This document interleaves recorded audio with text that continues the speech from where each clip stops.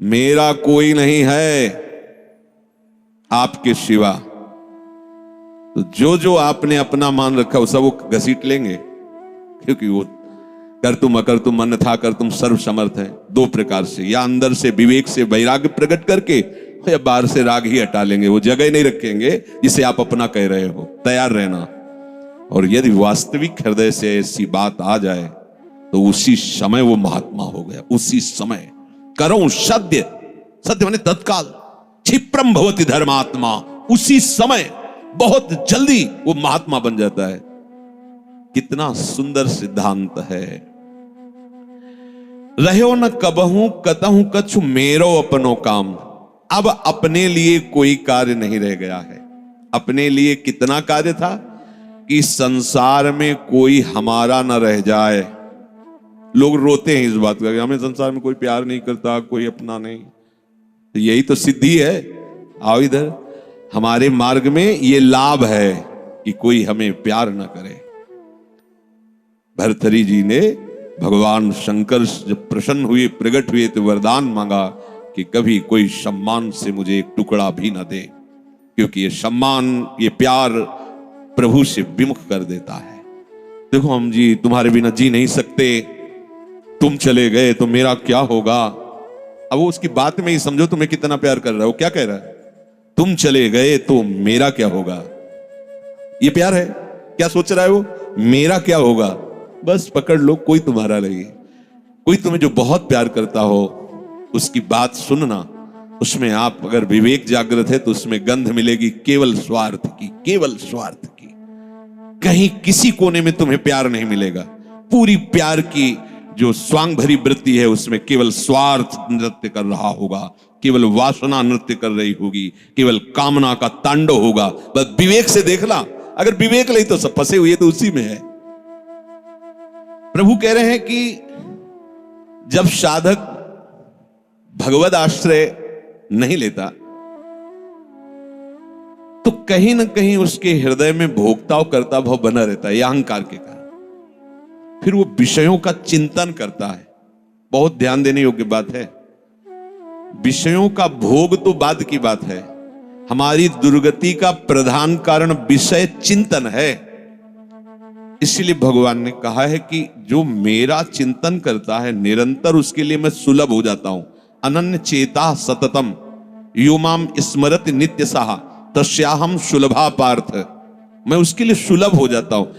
अब यहां ध्यान देना है कि विषय क्रिया नहीं हुई, लेकिन केवल चिंतन आपके हृदय को बर्बाद कर देगा। इसलिए कहा गया कि एक क्षण भी भगवत चिंतन छूटा तो हानि हो गई। ऐसे संस्कार गलत अंदर डाल देगा, वो जलाते रहेंगे। मन जो है ना, ऐसी स्थिति पैदा कर देगा कि ये ज्ञान विज्ञान आपकी समझ में ही नहीं आएगा। ध्यायतु विषयान पुंसः। प्रभु का आश्रय ना लेने के कारण, प्रभु के परायण ना होने के कारण, निरंतर भगवत चिंतन ना होने के कारण जो अंतर होता है वो विषय चिंतन होता है। ध्यान देना। दीर्घकाल निरंतर सत्कार सेवितो दृढ़ भूमि। जब दीर्घकाल तक निरंतर भगवत चिंतन का अभ्यास किया जाता है तो दृढ़ भूमि वो इतना पक्का हो जाता है कि फिर आप छोड़ना भी चाहो तो नहीं छोड़ सकते। जैसे विषयी पुरुष भले कहीं भागवतिक स्थान में भी बैठा हो पर वो अपना ही दृश्य देखेगा, अपना ही चिंतन करेगा। ऐसे भागवतिक पुरुष भले ही वो विषय प्रपंच में बैठा हो लेकिन वो अपना ही दृश्य देखेगा, अपना ही चिंतन करेगा। तो जो भगवत परायण नहीं होते, प्रभु का निरंतर चिंतन नहीं करते, उनका विषय चिंतन ही होता है। वो विषय चिंतन ही करता है ऐसा नहीं कह रहे, स्वाभाविक होता है विषय चिंतन उससे, क्योंकि भगवत परायण नहीं है, निरंतर भगवत भजन का अभ्यास नहीं किया तो होगा क्या? विषयों को भोगता रहा है। उसी कर्तृत्व भोक्तत्व भाव का चिंतन होता रहता है। ये बहुत खतरनाक स्थिति, प्रायः इसी स्थिति में पूरा संसार है। बैठे बैठे बस वही चल रहा है, ये किया वो करूंगा, ऐसा बना लिया वैसा बना लूंगा, अब इतना ऐसा हो जाए फिर वैसा हो, और ये सब का सोचते सोचते काल आ गया, मृत्यु, शरीर छूटा। अब जो सोच रहा था, जो सोचा उसके परिणाम से दूसरी योनि मिली। बस यही चक्र चल रहा है। जब ये प्रभु का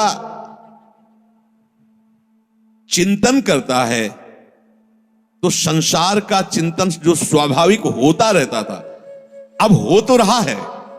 देखो ना, जैसे हम नाम जप करते हैं, भगवत चिंतन की चेष्टा करते हैं तो बड़ी जोर से गंदगी आती है। ये सबका अनुभव है जो भजन करते हैं, बड़ी जोर से, जैसे कि दरिया में उफान आ गया हो। एक से एक गंदी से गंदी, मतलब जो आपको भी लगेगा कि यार ऐसी बात कैसे हो सकती है। बिल्कुल घृणित, वो आराध्य देव पर घृणित भाव, वो अपने गुरुदेव पर घृणित भाव, वो कुछ भी डरना नहीं, समझना। ये आपके तो आपको लगेगा कि कितना नीच हूं, कितना गंदा हूं, क्या क्या सोच रहा हूं, कैसे, मतलब कुछ नहीं, समझना। बिल्कुल तटस्थ भूमिका होनी चाहिए। मैं थोड़ी सोच रहा हूं ये सब गंदी नाली के कीड़े की तरह मन इंद्रिया भोगों में रहे, अभी गंदगी फेंक रहे, बिल्कुल तटस्थ। अरे मैं प्रियाजू के लिए क्या सोच रहा हूं, मैं लालजू के लिए क्या सोच रहा हूं, और मैं गुरुदेव के लिए क्या बिल्कुल नहीं। ये बेईमान लोग हैं, ये हमको भयभीत करेंगे, हमारी निष्ठा बिगाड़ेंगे, हमारा भाव बिगाड़ेंगे, बिल्कुल नहीं मानना। ये हम बहुत खूब अनुभूत सोची समझी बात कह रहे, खूब साधकों से मिली हुई बात। ये अपने आराध्य देव पर ही गलत भाव कर लेगा, ये अपने गुरुदेव पर भी गलत भाव कर लेगा। आपको डरना नहीं है, ये किसी भी तरह से आपको हटाना चाहता है। जहां आप भगवत चिंतन में लगे, अब भगवत चिंतन आपके हृदय में आए हुए या बसे हुए या पुराने संस्कार सब मिटाएगा। बिल्कुल आपको चिंता नहीं करनी, चलने दो नाम कीर्तन, नाम जप, मंत्र जप, वाणी चिंतन, चलने दो सेवा। ये जितनी गंदगी, चुप रहो, देखते रहो, उबने की जरूरत नहीं, खिन्न नहीं होना, ना हर्षित होना है। दोनों बात समझ, खिन्न हो गए तो वो टिक जाएगा, ऐसा क्यों नहीं है। उसमें गंदगी जब धुलाई हो रही तो निकलेगी सब बाहर, शांत एकदम। बहुत गंभीर होना चाहिए उपासक, इस स्थिति वाले को एकदम घबराना नहीं चाहिए। वो फिर अच्छी बातें भी डालता है जो संसार में सुखद मानी जाती है, उसमें आपको हर्षित नहीं होना, तटस्थ। यहां तक कि वो भागवतिक बातें भी डालेगा तो आपको भी गंभीर रहना है, क्योंकि वो थोड़ी देर जब समझ गया कि ये भागवतिक बात को सुनता है, तो जहां भागवतिक बात दी आप सुनने लगे तहां अपनी पेशगी कर देगा, आप समझ ही नहीं पाओगे, दस्तखत करवा लेगा। बहुत चतुर है, इसीलिए सबसे बड़ा चतुर सृष्टि में कौन है? रामाई भजते चतुर नर, उसे सुजान कहा गया है, क्योंकि इन सब चतुरों को भी काबू में करने की सामर्थ्य भगवान नाम जापक में है। एक एक हरकत वो मन की देखता रहता है, एक एक हरकत, छोटी सी छोटी उसकी चेष्टा। अच्छा समझ में आ रहा है? ठीक, कुछ नहीं, कोई नहीं बिगाड़ सकता, बस आप झुकना नहीं। इस पे बाहर की बात नहीं कह रहे, यहां की बात। आप उदास मत होना, आप निराश मत होना, और आप इनके आगे झुकना नहीं, इन दुष्टों के समुदाय के आगे। एक से एक पेशगी देंगे, आपको निराश करने की चेष्टा करेंगे, आपको ऐसा कर देंगे कि लगेगा भी इस भोग के बिना तो हम जी नहीं सकते, अब ये भोग भोग ले, फिर भगवान मिले या ना मिले। झुकना मत इनके आगे। ये दुष्ट प्रवृत्तियां आपको रौंदने की चेष्टा कर, और आप तभी नहीं झुकेंगे जब मत परायणा भगवदास। अगर भगवदास तरेरी तो बातें बोलते रहो, कुछ चले होने वाला, वो अपने आप वहीं आपको आकर्षित कर लेंगे। तो जो भगवद आश्रय छोड़ चुका है और संसार का आश्रय लिए है, तो चाहे जितनी चतुराई करे, संसार का ही चिंतन होगा। और संसार का चिंतन है विषयों का चिंतन, और विषयों का चिंतन है दुर्गति। स्पष्ट समझ लीजिए, क्योंकि विषय चिंतन में राग, प्रियता, आसक्ति पैदा होती है। जैसे विषय चिंतन होता है तो उस विषय चिंतन के प्रति राग होता है, प्रियता होती है। अगर ये वस्तु मिल जाती आज खाने को, ये भोगने को, ये देखने को, ये सुनने को, मजा आ जाता, आनंद आ जाता। ऐसा राग, प्रियता और आसक्ति और विषय सेवन की ललक अब रहा नहीं जा रहा। ये कब शुरू हुआ? विषय चिंतन से। ध्यान रखना, ध्यायतो विषयान पुंसः संगस्तेषुपजायते। विषयों का ध्यान करने से, चिंतन करने से विषय संग अर्थात आसक्ति उसके हृदय में प्रकट होती है। अब तो रहा नहीं जा रहा, अब वो भटक रहा है, क्या करूं, कैसे करूं, कहां वो पाऊं, ललक रहा है अंदर। बड़ी दुर्गति की ये स्थिति होती है। प्रायः हर साधक इस आग से जल करके आगे निकलता है। आग बुझाने की चेष्टा मत करना। इसमें अगर आपने थोड़ी भी बैलेंस बनाने की कोशिश की तो मार्ग छूट जाएगा। इस आग से ही निकलना है, पक्का तय करो। आग को बुझा करके निकलना है, कभी नहीं, निकल ही नहीं सकते। और जब आप इस आग में कूदोगे तो ये आग जलाएगी नहीं, चंदन हो जाएगी। बाहर से तुम्हें लपटें दिखाई देंगी, और जब अंदर प्रवेश करोगे कि हे प्रभु आपके लिए मैं जलूंगा, तो कहीं भी धुआं भी प्रवेश नहीं हुआ विभीषण के घर में। पूरी लंका राख हो गई, एक विभीषण कर गृह नाय। पूरा संसार जल रहा है, कामाग्नि क्रोधाग्नि लोभ, लेकिन भक्तों के हृदय में उसका धुआं भी प्रवेश नहीं करता, क्योंकि वहां भगवान का आश्रय है। विषयों का सेवन शरीर से भी ज्यादा घातक है मानसिक सेवन। समझना, साधक क्या समझता है कि मैंने कोई क्रिया तो की नहीं, अच्छा बहुत चतुर है, मानसिक पाप लगता नहीं, कलिकर एक पुनीत प्रतापा, मानस पुण्य होए और नहीं पापा, ओ बैठे बैठे बस। गलत बात समझिए। शारीरिक सेवन से ज्यादा गंदगी पैदा होती मानसिक चिंतन से। शारीरिक सेवन से उतना सुखासक्ति नहीं पैदा होती जितनी मानसिक चिंतन से। देखना खुद, जब ये मन आपको किसी भोग के लिए आकर्षित कर रहा हो तब देखना कैसा वो सुख देता है, और जब आप उसी भोग को भोग रहे होंगे तब देखना फिर लगता है कि वो तो जो चिंतन में था वो तो समझो शारीरिक क्रिया से ज्यादा घातक मलिनता पैदा करता है मानसिक भोगों का संयोग। उसमें विषयों की विशेष आसक्ति पैदा हो जाती है, वो ऐसी प्रियता होती कि बार बार हृदय को चूर चूर करती रहती है। तब देखो ना संसारिक पुरुषों को, देखो ना, अब वो विषय सेवन करे चाहे ना करे, विषय राग उसका नाश कर चुका। ये बहुत समझने की बात है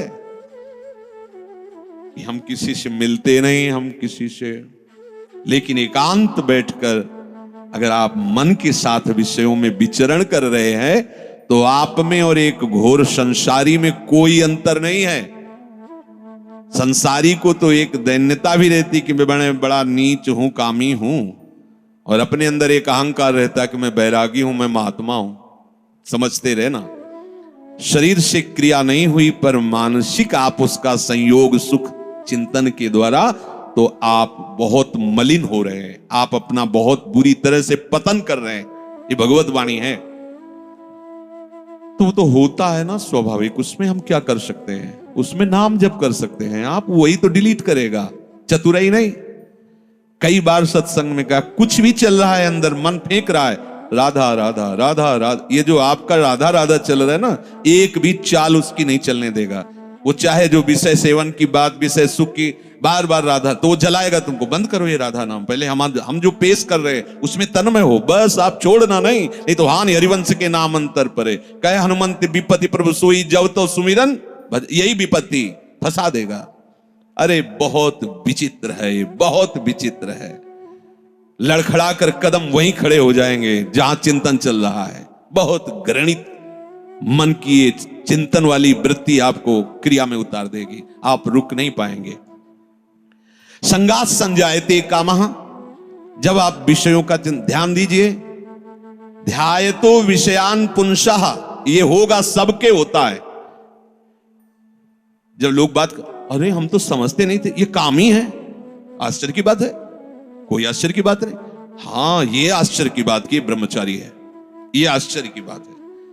ऐसे सृष्टि में और ये ब्रह्मचर्य, अब प्रणाम की बात है, ये आश्चर्य। कामी वो कोई आश्चर्य की बात नहीं, कोई भी हो, यहां से लेकर ऊपर तक ब्रह्मलोक तक, कोई भी हो, कहीं भी, इसी का तो शासन है, इसी का तो राज्य है, और सब इसी संकल्प काम से ही पैदा हुए हैं। कोई अगर ये कहे कि सब व्यर्थ की बात है, अगर कोई बचा है तो लाडली लाल के चरणों की ठसक में जो बैठा हुआ उनके चिंतन में है। अब कहीं गुंजाइश ही नहीं कोई, और अगर वो भी थोड़ी देर के लिए भी विषय चिंतन करेगा तो थोड़ी देर के लिए रौंदा जाएगा, ध्यान रखना। इसीलिए है दीर्घकाल निरंतर सत्कार सेवितो, दीर्घ काल तक आदर पूर्वक निरंतर भजन परायण रहो, जगह ही नहीं रह गई, सब डिलीट, सब खत्म हो गया। आप देखना नाच पड़ोगे, जैसे जैसे आपकी निष्कामता बढ़ती जाएगी वैसे वैसे मतवालापन, ऐसा जैसे कोई मदिरा पिए हो और झूमता हुआ चल रहा है, उसको कुछ नजर नहीं आ रहा। ऐसे ही नाम की मादकता जब चढ़ती है, मस्त हो जाओगे। ये बड़े बड़े महात्माओं ने पिया है, इस नाम का रसाशोपान किया है, रूप रसाशोपान किया है। जैसी तरिवंश निकट दासी जन लोचन चसक रसासो गटकत। जब आपका विषय चिंतन चल रहा है, यदि नाम नहीं चल रहा तो खतरे में अपने को डाल रहे हो, और नाम चल रहा है तो तुम्हें परेशान होने की जरूरत नहीं, वो कुछ नहीं कर पाएगा, कुछ नहीं।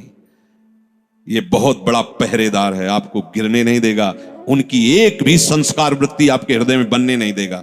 अपने पास बहुत बड़ा पावर है नाम। इसीलिए तो जो इस रहस्य को समझ जाते हो बलिहारी होते हैं संतों की, गुरुदेव की, कि आपकी कृपा से वो चीज मिली। पायो जी पायो मैंने राम रतन धन पायो। ये नाम ऐसा महामहिम, भगवान को अधीन कर ले, मन की क्या बात है, मन अधीन हो ये क्या बात है। भगवान को अधीन सुमिर पवन सुत पावन नामू, अपने बस करी राखे रामू। जब भगवान को अधीन कर लेता है तो ये तो मन की तो बात जाने दो, इंद्रियों की बात जान। पर आप क्या करते हैं, जब विषय चिंतन कर रहे होते हैं तब आप नाम को छोड़ देते हैं। बस ये गलत बात हो गई, अब आप नहीं समझ सकते। और नाम चल रहा है तो याद रखो, बिल्कुल कुछ नहीं बिगाड़ सकता है, कुछ भी चिंतन करता रहे, तुम परेशान मत होना।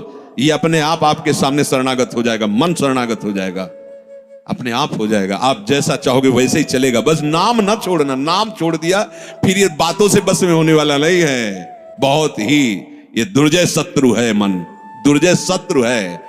नाम की कृपा से जब ये मित्र बन जाता है तो इससे बड़ा सुख देने वाला भी कोई नहीं होता, ये भी बात समझ लेना। और जब नाम नहीं चलता है, विषयों का चिंतन करता है, तो इससे बड़ा दुख देने वाला कोई दुश्मन नहीं है। संगास्तेषु उपजायते, ये मन चिंतन करके विषयों में राग पैदा कर देता है। कैसे वो भोग मिले, अब तो जीवन बेकार लगता है बिना उसके भोगे अब तो। और सही बात, न उसे रात में नींद आती है, न दिन में उससे किसी से मिलना अच्छा लगता है। जैसी प्रेमी की स्थिति होती ना, ऐसे कामी की भी हो जाती है। बस उसको वही बात, कब मिले, कब देखूं, कब भोगूं, बस अंदर जिस विषय में तन्मय हुआ वो इसी विषय के लिए।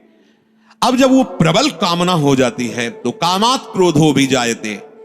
यदि कामना की पूर्ति हो गई तो भयंकर दोष पैदा हो गया, लोभ, और भोगूं और मिलूं, कभी एक क्षण के लिए ये भोग हमसे दूर ना हटे। और कहीं प्रतिकूलता पैदा हो गई तो भयंकर दोष पैदा हो गया, क्रोध। दोनों में हानि है। कामना से कभी किसी का कोई मंगल नहीं हुआ है। अगर काम की पूर्ति होती है तो भयंकर लोभ पैदा हो जाएगा। कैसा लोभ पैदा हो जाए, ये ऐसे ऐसे, इतना नहीं, ये शरीर नहीं, वो शरीर, ये वस्तु नहीं, वो वस्तु, बढ़ता चला जाएगा और घोर व्यभिचारी हो जाएगा।